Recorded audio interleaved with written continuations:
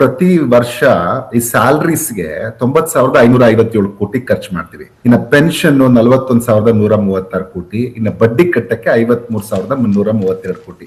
ಇದೆಲ್ಲ ಬಜೆಟ್ ಅಂದಾಜು ಮುಂದಿನ ಇದು ಫೈನಾನ್ಷಿಯಲ್ ಇಯರ್ 26-27 ಅಂದ್ರೆ ಟೋಟಲ್ ನಾವು 1,85,000 ರೂಪಾಯಿ 1,85,000 ಕೋಟಿ ಇದಕ್ಕೆ ತೆಗೆದಿಟ್ಕೊಡ್ಬೇಕು.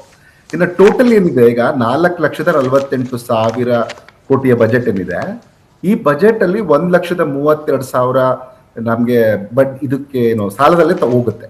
ಸೊ ಇನ್ನು ಅದರಲ್ಲಿ ಸಾಲ ಮಾಡಿದ್ರಲ್ಲಿ ನಾವ್ ಎಷ್ಟು ಡೆವಲಪ್ಮೆಂಟ್ ಎಕ್ಸ್ಪೆಂಡಿಚರ್ ಅಥವಾ ಕೆಪೆಕ್ಸ್ ಅಂತ ಏನ್ ಕರಿತೀವಿ ಅದ್ರಲ್ಲಿ ಎಷ್ಟು ಖರ್ಚು ಮಾಡ್ತಾ ಇದೀವಿ ಅಂದ್ರೆ, ನಾವು ತಗೊಳ್ತಿರೋ ಸಾಲ 1,32,000 ಕೋಟಿ, ಆದ್ರೆ ನಾವು ಕೆಪೆಕ್ಸ್ ಮೇಲೆ ಖರ್ಚು ಮಾಡೋದು ಕೇವಲ 58%.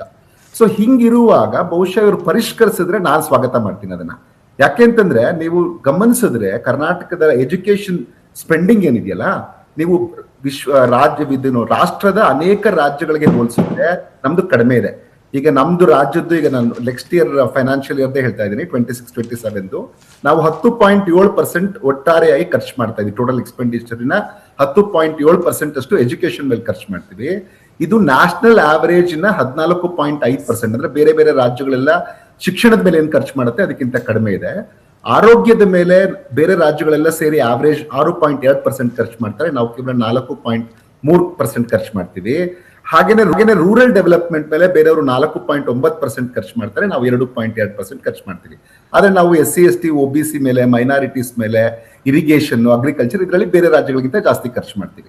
ಆದ್ರೆ ಶಿಕ್ಷಣ ಮತ್ತೆ ಆರೋಗ್ಯ ಕೂಡ ಮುಖ್ಯ ಆಗಿರೋದ್ರಿಂದ ರೂರಲ್ ಡೆವಲಪ್ಮೆಂಟ್ ಮುಖ್ಯ. ಅದಕ್ಕೆ ಆ ಪಾಯಿಂಟ್ ನಾನು ಡೇಟಾ ಯಾಕೆ ಕೊಟ್ಟೆ ಅಂದ್ರೆ ಅದೇ ಕಾರಣಕ್ಕಾಗಿ ನಾನು ಡೇಟಾ ಕೊಟ್ಟೆ. ಮತ್ತೆ ನೀವು ಗಮನಿಸಿದ್ರೆ ಈವನ್ ನೀತಿ ಆಯೋಗ ಕೊಡುವಂತ ಮಲ್ಟಿ ಡೈಮೆನ್ಷನಲ್ ಪಾವರ್ಟಿ ಇಂಡೆಕ್ಸ್ ಅಲ್ಲಿ ಕೂಡ ಕರ್ನಾಟಕದಲ್ಲಿ ಬಡತನದ ಅಂಕಿಅಂಶವನ್ನ ಕೊಡುತ್ತೆ. ಕೇವಲ 5.67% ಕರ್ನಾಟಕದಲ್ಲಿ ಮಲ್ಟಿ ಡೈಮೆನ್ಷನಲ್ ಪಾವರ್ಟಿಯಲ್ಲಿ ಬಡವರು ಅಂತ ಹೇಳುತ್ತೆ. ಅಂದ್ರೆ 38.3 ಲಕ್ಷ.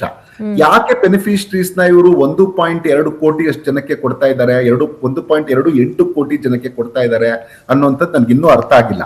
ಆದ್ರೆ ಇದು ಹೈ ಟೈಮ್ ನನ್ನ ಪ್ರಕಾರ. ಇವಾಗಾದ್ರೂ ರಾಜ್ಯದ ಹಿತವನ್ನ ಬಯಸಿ ಇವರು ಹೆಚ್ಚು ಹಣವನ್ನ ಕೆಪೆಕ್ಸ್ ಮೇಲೆ ಅಂದ್ರೆ ಕ್ಯಾಪಿಟಲ್ ಎಕ್ಸ್ಪೆಂಡಿಚರ್ ಮೇಲೆ ಖರ್ಚು ಮಾಡ್ಲಿ, ಇನ್ಫ್ರಾಸ್ಟ್ರಕ್ಚರ್ ನ ಇಂಪ್ರೂವ್ ಮಾಡೋದ್ರ ಮೇಲೆ ಖರ್ಚು ಮಾಡ್ಲಿ. ಅದರ ಜೊತೆಗೆ ನೋಡಿ ಎಸ್ಪೆಷಲಿ ಗೃಹಲಕ್ಷ್ಮಿ ಇದೆಯಲ್ಲ, ಗೃಹಲಕ್ಷ್ಮಿಗೆ ನಾವು ಖರ್ಚು ಮಾಡ್ತಾ ಇರೋದು ಸ್ಕೀಮ್ ಒಳ್ಳೇದಲ್ವಾ? ಸ್ಕೀಮ್ ಖಂಡಿತ 5 ಸ್ಕೀಮ್ಗೂ ಒಳ್ಳೇದೇ. ಆದ್ರೆ ನಮ್ಮ ಹತ್ರ ಅಷ್ಟು ದುಡ್ಡು ಇದ್ರೆ ಖಂಡಿತವಾಗಿಯೂ ಕೊಡ್ಬೋದು. ಆದ್ರೆ ಇವಾಗ ನಮ್ಮ ಹತ್ರ 55.78% ಟೋಟಲ್ ನಮ್ದು ಗ್ಯಾರಂಟಿ ಸ್ಕೀಮ್ಗೆ ಏನ್ ಕೊಡ್ತಾ ಇದೀವಿ ಅದರಲ್ಲಿ 55.78% ಬರೀ ಗೃಹಲಕ್ಷ್ಮಿಗೆ ಹೋಗ್ತಾ ಇದೆ, 28,608 ಕೋಟಿ.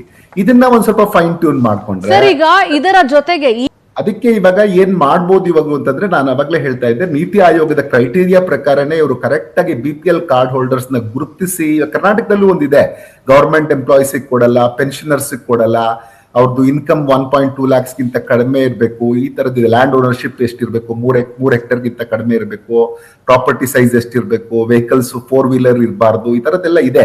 ಈ ತರದನ್ನ ಅಟ್ಲೀಸ್ಟ್ ಸೀರಿಯಸ್ ಆಗಿ ತಗೊಂಡು ಮಾಡಿದ್ರೆ, ಮತ್ತೆ ನೋಡಿ ಗೃಹಲಕ್ಷ್ಮಿನ ಯಾಕೆ ಎಲ್ಲರಿಗೂ ಕೊಡ್ಬೇಕು? ಯಾರು ಅತಿ ಬಡವರು ಇರ್ತಾರೆ ಅವ್ರಿಗೆ ಕೊಡ್ಬೋದು. ಆಮೇಲೆ ಏನ್ ಮಾಡ್ಬೋದು, ಪ್ರತಿಯೊಂದು ಇನ್ಕಮ್ ಟ್ಯಾಕ್ಸ್ ಪೇಯರ್ಸ್ ನ, ಗವರ್ಮೆಂಟ್ ಎಂಪ್ಲಾಯೀಸ್ ನ, ಲಾರ್ಜ್ ಪ್ರಾಪರ್ಟಿ ಇರೋರ್ನ ಇವರೆಲ್ಲ ತೆಗಿಬೇಕು, ಹಂತವಾಗಿ ತೆಗಿತಾ ಹೋಗ್ಬೇಕು. ಅವಾಗ ಮಾತ್ರ ಇದು ಕರೆಕ್ಟ್ ಆಗಿ ಆಗತ್ತೆ. ಅವಾಗ ನಾವು ಇದರಲ್ಲಿ ಸಾಕಷ್ಟು ಹಣವನ್ನ ಉಳಿಸಬಹುದು. ಹಾಗೆ ಈ ಗೃಹ ಜ್ಯೋತಿನೂ ಅಷ್ಟೇ, ಫ್ರೀ ಪವರ್ BPL ಮಾತ್ರ ಕೊಡಿ. ಯಾಕೆ ಎಲ್ಲರಿಗೂ ಕೊಡ್ತೀರಾ? ಇಲ್ಲಾದ್ರೂ 100ರಿಂದ 150 ಯೂನಿಟ್ ಒಳಗಡೆ ಕಡಿಮೆ ಮಾಡಿ, ಸಬ್ಸಿಡಿಯನ್ನ ಕಡಿಮೆ ಮಾಡ್ತಾ ಹೋದಷ್ಟು ಜನಕ್ಕೆ, ಮತ್ತೆ ಇದ್ರ ಬದಲು ನಾವು ಕೆಲಸ ಉದ್ಯೋಗವನ್ನ ಸೃಷ್ಟಿ ಮಾಡೋಣ. ಇನ್ಫ್ರಾಸ್ಟ್ರಕ್ಚರ್ ನ ಡೆವಲಪ್ ಮಾಡ್ತಾ ಇದ್ರೆ ಕೆಲಸ ಸೃಷ್ಟಿ ಆಗತ್ತೆ. ಕೆಲಸ ಸೃಷ್ಟಿ ಆದ್ರೆ ಜನ ಅವ್ರಿಗೆ ಏನ್ ಬೇಕೋ ಅದು ತಗೊಳ್ತಾರೆ. ಅದು ಬಿಟ್ಟು ನಾವು ಅವ್ರಿಗೆ ಇಂಥದೇ ತಗೊಳ್ಳಿ ಅಂತ, ಅದು ನಮ್ಗೆ ಈ ತರ ನಾವು 5 ಕೊಡ್ತಿದೀವಿ, 5ರಲ್ಲೇ ನೀವು ಉಪಯೋಗಿಸ್ಕೊಳ್ಬೇಕು ಅನ್ನೋ ಬದಲು ಅವ್ರಿಗೆ ನಾವು ಕೆಲಸ ಕೊಡ್ತೀವಿ. ಅದೇ ನಾನು ಹೇಳ್ತಿರೋದು, ಇದನ್ನ ಯಾವ್ದಕ್ಕೆ ನೆಸೆಸಿಟಿ ಇದೆ. ನಾವಿವಾಗ ಒಂದೊಂದೇ ಸ್ಕೀಮ್ ಮಾತಾಡ್ತೇವಲ್ಲ, ಗೃಹ ಜ್ಯೋತಿ, ಹಾಗೇನೆ ನಾವು ಏನ್ ಶಕ್ತಿ ಸ್ಕೀಮ್ ಕೊಡ್ತಾ ಇದೀವಿ ಅದನ್ನು ನಾವು ಕೇವಲ ಈಗ ಸ್ಟೂಡೆಂಟ್ಸ್ ಕೊಟ್ಟಿದ್ದಾರೆ. ಈಗ ಮತ್ತೆ ಮನೆ ಎಲ್ಲರಿಗೂ ಫ್ರೀ, ಸ್ಟೂಡೆಂಟ್ಸ್ ಕೊಡಿ, ಅದು ಅಗತ್ಯ ಇದೆ ಕೂಡ. ಸ್ಟೂಡೆಂಟ್ಸ್ ಎಲ್ಲರೂ ಇರ್ರೆಸ್ಪೆಕ್ಟಿವ್ ಆಫ್ ದಿ ಬಾಯ್ಸ್ ಆ ಗರ್ಲ್ಸ್ ಅಂದ್ಬಿಟ್ಟು ಎಲ್ಲರೂ ಕೊಡ್ತಾ ಇದ್ರ ಕೊಡಿ. ಆದ್ರೆ ಸೀನಿಯರ್ ಸಿಟಿಸನ್ಸ್ ಕೊಡ್ಬೋದು. ಇನ್ ಮಿಕ್ಕಿದ್ ಯಾರಿಗೋ ಲೋ ಇನ್ಕಮ್ ಗ್ರೂಪ್ ಮೇಲೆ ಕೊಡಿ. ಅವಾಗ ನಿಮ್ಗೆ ದುಡ್ಡು ಉಳಿಯುತ್ತೆ. ನೀವು ಬೇರೆ ಬೇರೆ ಡೆವಲಪ್ಮೆಂಟ್ ಫಂಡ್ಸ್ಗೆ ಯೂಸ್ ಮಾಡ್ಬೋದು. ಇಲ್ಲ ನಾವು ಅನೌನ್ಸ್ ಮಾಡ್ಬಿಟ್ಟಿದೀವಿ ಕೊಡ್ಲೇಬೇಕು ಅಂತಂದ್ರೆ ಮರ್ಗೊಂದು ಕ್ಯಾಪ್ ಹಾಕಿ, ಪ್ರತಿ ವರ್ಷದಲ್ಲಿ 1 ವಾರ ಅಥವಾ ಪ್ರತಿ ಜಿಲ್ಲೆಗೆ ಒಂದೊಂದು ವಾರನೋ 15 ದಿನನೋ ನೀವು ಎಲ್ಲಿ ಬೇಕಾದ್ರೂ ಹೋಗಿ, ಆಮೇಲೆ ನಂತರ ಎಲ್ಲದಕ್ಕೂ ನೀವು ಚಾರ್ಜ್ ಮಾಡ್ತೀವಿ ಅಂತ. ಈಗ ಅದು ಗವರ್ಮೆಂಟ್ ಡಿಸಿಷನ್ ಬಗ್ಗೆ ನಾನು ಹೇಳೋದ್ಕಿಂತನೂ ಈಗ ಎಂಪ್ಲಾಯ್ಮೆಂಟ್, ಸ್ಕಿಲ್ ಡೆವಲಪ್ಮೆಂಟ್ ಇಂಥದಕ್ಕೆ ಹೆಚ್ಚು ಹಣವನ್ನ ಖರ್ಚು ಮಾಡ್ಬೇಕು. ಈಗ ಬೆಂಗಳೂರಿಗೂ ನೋಡಿ, ನಾವು ಸಬರ್ಬನ್ಗೆ ಹೆಚ್ಚು ಹಣವನ್ನ ಕೊಡ್ಬೇಕಾಗತ್ತೆ. ಮೆಟ್ರೋ ನನಗೆ ಒಂದ್ ಅರ್ಥ ಆಗಲ್ಲ ಕೇಶವ್ ಸರ್, ಬೆಂಗಳೂರಿನ ರಸ್ತೆಗೆ ಅಂತ ಒಂದೊಂದ್ಸಲಿ 1,000 ಕೋಟಿ 2,000 ಕೋಟಿ ಎಲ್ಲೋಗುತ್ತೆ ಸರ್ ಆ ದುಡ್ಡು? ಒಂದ್ ಮಳೆ ಬಂದ್ರೆ ಇದಾಗ್ತಾ ಇದೆ. ಅದ್ರ ಬಗ್ಗೆ 4 ದಿವಸ ಉಳಿಯಲ್ಲ ಸರ್ ರಸ್ತೆ. 1,000 ಕೋಟಿ ಎಲ್ಲಿಂದ ಸರ್ ತಗೊಂಡ್ಬರೋದು? ಅದಕ್ಕೆ ಮಾನಿಟರಿಂಗ್ ಮಾಡುವಂತ ಕೆಲಸವನ್ನ ಮಾಡ್ಬೇಕು. ಆಮೇಲೆ ಗ್ರೇಡ್ ಸಪರೇಟರ್ಸ್, ಈ ಗುರುಗುಂಟೆಪಾಳ್ಯ ಇಂಥ ಕಡೆ ಅಂತೂ 15-20 ನಿಮಿಷ ಇಲ್ಲದೆ ನಾವು ಕ್ರಾಸೇ ಮಾಡಕ್ ಆಗ್ತಾ ಇಲ್ಲ. ಇದು ಸಿದ್ದರಾಮಯ್ಯ ಅವರು ಫಸ್ಟ್ ಟೈಮ್ ಬಜೆಟ್ ನ ಮಂಡಿಸಿದಾಗ, ಸಿಎಂ ಆಗಿ ಬಜೆಟ್ ನ ಮಂಡಿಸಿದಾಗ ಅವತ್ತು ಗುರುಗುಂಟೆಪಾಳ್ಯದ ಗ್ರೇಡ್ ಸಪರೇಟರ್ ಅಲ್ಲಿ ಕಾಣಿಸುತ್ತೆ.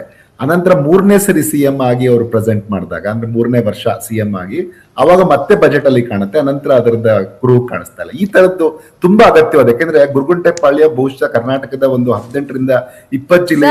ಗುರುಗುಂಟೆಪಾಳ್ಯ ಅಂತ ನೆನೆಸ್ಕೊಂಡ್ರೆ ಚಳಿ ಜ್ವರ ಬಂದ್ಬಿಡುತ್ತೆ ಸರ್. ಅದಕ್ಕೆ ಅಂತದನ್ನ ಮಾಡ್ಲಿ ಅನ್ನುವಂಥದ್ದು ನನ್ನ ಇದು ರಿಕ್ವೆಸ್ಟ್.